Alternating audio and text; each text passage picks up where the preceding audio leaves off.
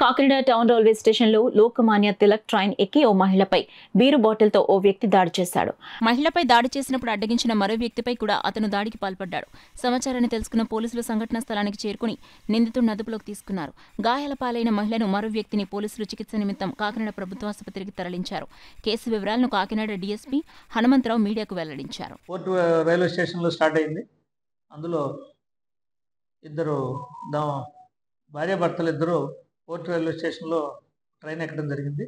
అది port town స్టేషన్కి వచ్చేసరికి బోర్న్ అనే ఒక అతను అస్సాంకి చెందిన అతనుగా చెప్పబడుతున్నాడు. అతను చెప్తున్నాడు అడ్రస్.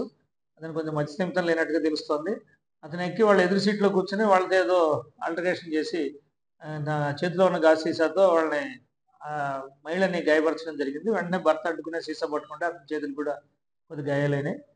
వెంటనే అక్కడున్న ట్రైన్లోకి ఎక్కే ప్రయాణికులందరూ అలర్ట్ ఇచ్చేసరికి లోకల్లో ఉన్న జీఆర్పీ వాళ్ళు కూడా అక్కడ రావడం జరిగింది. ఈలోపు ఈ కబుర్ని మన మీడియా మిత్రులు ఒకళ్ళు నాకు చెప్పిన వెంటనే మా కన్సర్న్ ఎస్హెచ్ఓస్ని ముగ్గురిని అలర్ట్ చేస్తే 1 టౌన్ 2 టౌన్ అట్లాగే 3 టౌన్ ఇన్స్పెక్టర్స్ అందరూ ఇమీడియట్గా అక్కడ చేరుకోవడం జరిగి అతన్ని నిలుపుదల చేసి అతన్ని పోలీస్ కస్టడీలోకి జీఆర్పీ వారు తీసుకున్నారు.